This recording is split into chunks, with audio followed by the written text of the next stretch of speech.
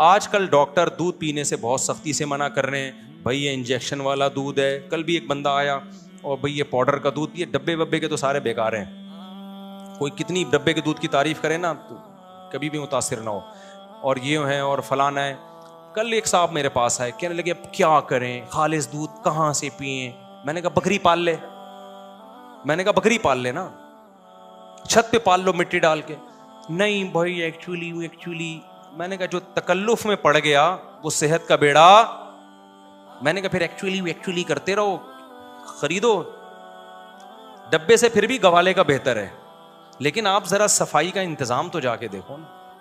आपका क्या ख्याल है, ये जो गवाले दूध निकालते हैं पहले साबुन से 3 दफा हाथ धोते होंगे ये हैं, फिर गाय के थनों को डिटॉल से धोते हैं, फिर उसके बाद जो गाय पेशाब कर रही है तो बाल्टी को ढक देते हैं कि पेशाब की छींटें ना चली जाएं। मैं नहीं कह रहा ये नापाक होता है, वहम करने की जरूरत नहीं है, लेकिन नजाफत भी तो कोई चीज होती है ना। फिर ये उसको ऐसा चारा खिला रहे हैं जो बिल्कुल ऑर्गेनिक हो, ताकि दूध भी क्या निकले, ऑर्गेनिक।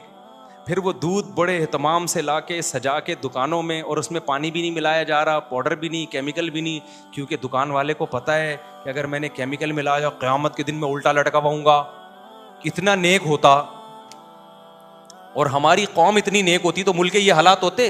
सारे गवाले गलत नहीं होते, अच्छे भी होते हैं, लेकिन भाई जो मुल्क के हालात चल रहे हैं ना, जब ये दूध घर में लाओगे तो छानोगे ना इसको तो मेंढक निकलेंगे इससे। समझ रहे हो कि नहीं समझ रहे कि क्या कुछ निकलेगा इससे। ये तो शुक्र है दुकान वाला पहले छान लेता है, तो खैर मेंढक ज्यादा हो गया, इसको कम कर दें तो।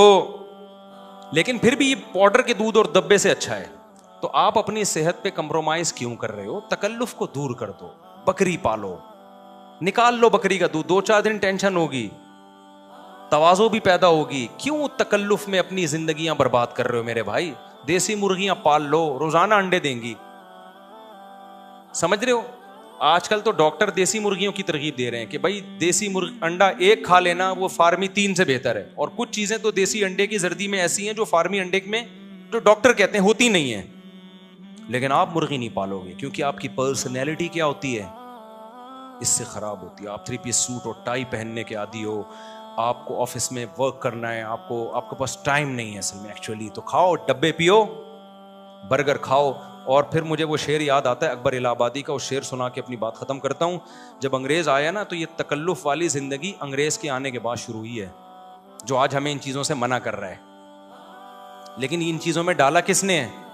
अंग्रेज ने ही डाला है। डबल रोटी मुसलमानों का कल्चर नहीं था, पिज्जा मुसलमानों का कल्चर नहीं था, चाय मुसलमानों का कल्चर नहीं था। ये सारी चीजों पे डाला हमें किसने है? अंग्रेज ने डाला है। अब वही कह रहा है कि ये सेहत के लिए नुकसान दें, सेहत के लिए नुकसान दें। तो अकबर इलाहाबादी का बेटा हो गया था, वो भी मुसलमानों के तहजीब से हटके ना अंग्रेजों के गुण गाता था। तो उन्होंने एक शेर कहा अपने बेटे को, अपनी वो क्या है, छोड़ लिटरेचर, अपनी हिस्ट्री को भूल जा, शेख व मस्जिद से ताल्लुक कता कर, स्कूल जा। यानी मस्जिद में मौलाना साहब क्या कह रहे हैं छोड़ दे, अपना इस्लामी लिटरेचर पढ़ना छोड़ दे, स्कूल जाया कर बस। छोड़ लिटरेचर, अपनी हिस्ट्री को भूल जा, शेख व मस्जिद से ताल्लुक कता कर, स्कूल जा। 4 दिन की जिंदगी है, कोफ्त से क्या फायदा, खा डबल रोटी, कलर की कर, खुशी से भूल जा। मुसलमान कलर की नहीं करते थे, जॉब नहीं करते थे, मुसलमान सारे ताजिर होते थे।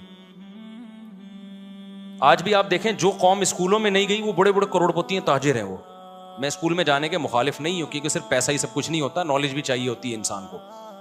लेकिन आप कोयटा में देख लें, पेशावर में देख लें, अफगानिस्तान में देख लें, अरबपति ताजिर मिलेंगे आपको। जापान में तिजारत, तुर्की में तिजारत, मैं दुनिया में जहां जाता हूं कोयटा के ताजिर मिलते हैं, अफगानिस्तान के जो स्कूल में एक दिन नहीं पढ़े होते।